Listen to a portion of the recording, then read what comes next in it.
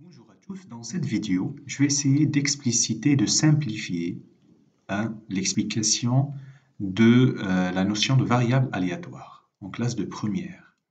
Donc, l'idée générale, c'est que dans de nombreuses expériences aléatoires,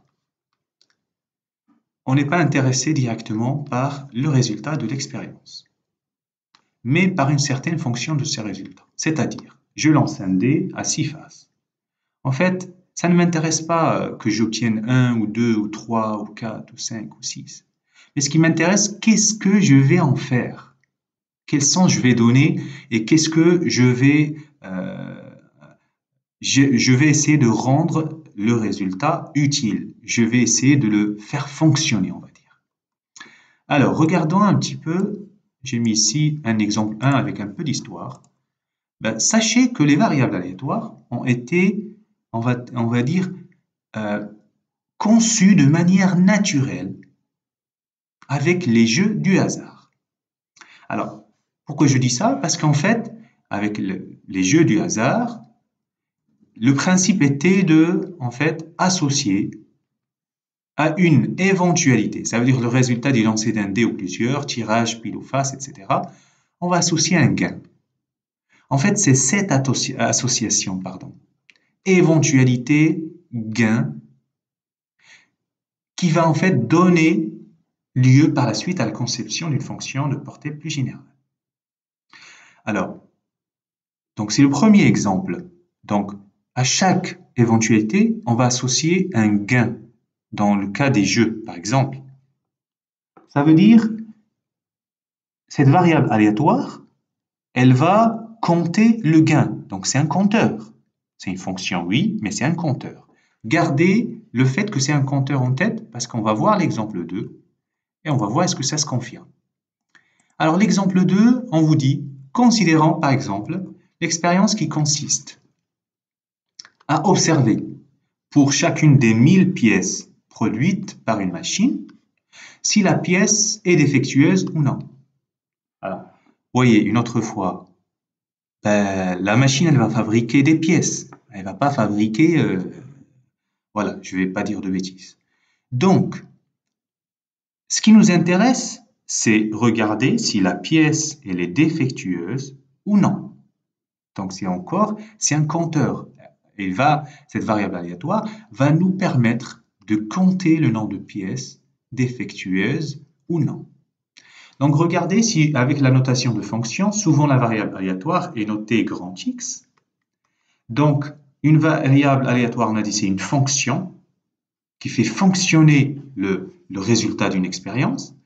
Donc, elle a un domaine de définition, c'est oméga, c'est l'univers de l'expérience, et l'ensemble d'arrivée, c'est l'ensemble R. Ça veut dire, le gain, c'est soit 2 euros, 3 euros, défectueuse, 1000 sur 1000, non, 300 quelque chose, c'est un nombre.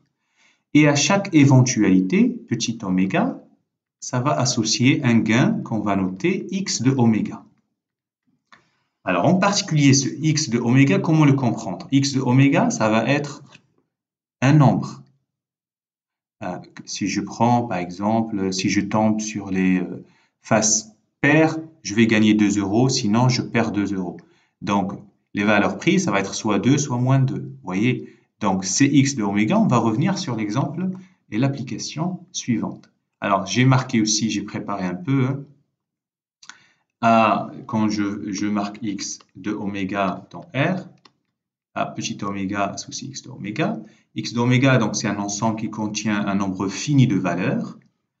Et ce sont les valeurs prises par x. C'est le gain. Alors, regardons cette application. On lance un dé à 6 faces.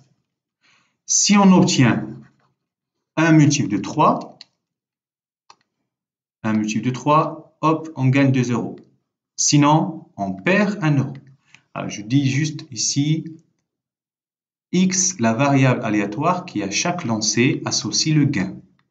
Alors, vous allez me dire, je perds 1 euro, donc ce n'est pas un gain. Alors, il y a ce qu'on appelle le gain algébrique. Donc, c'est différent du gain usuel, on va dire. Le gain algébrique peut être négatif.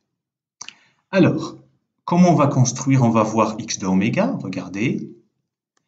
X, la variable aléatoire, elle va de oméga dans R, ok.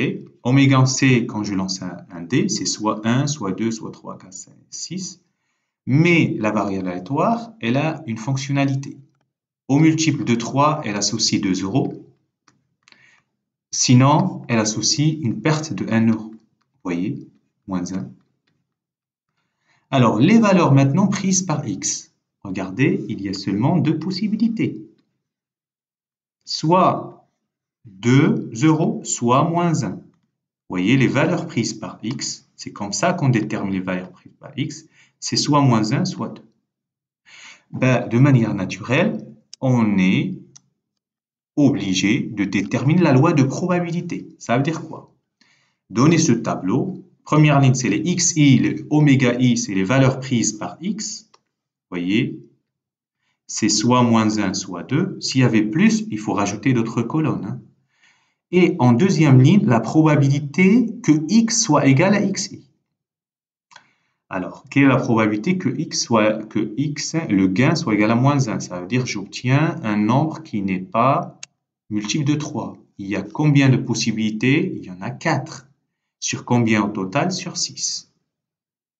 2 euros, c'est 2 possibilités sur 6. Et attention, il faut toujours vérifier, s'il vous plaît, que la somme des probabilités soit égale à 1. C'est 6 sur 5. Et voilà un exemple détaillé. Bon courage.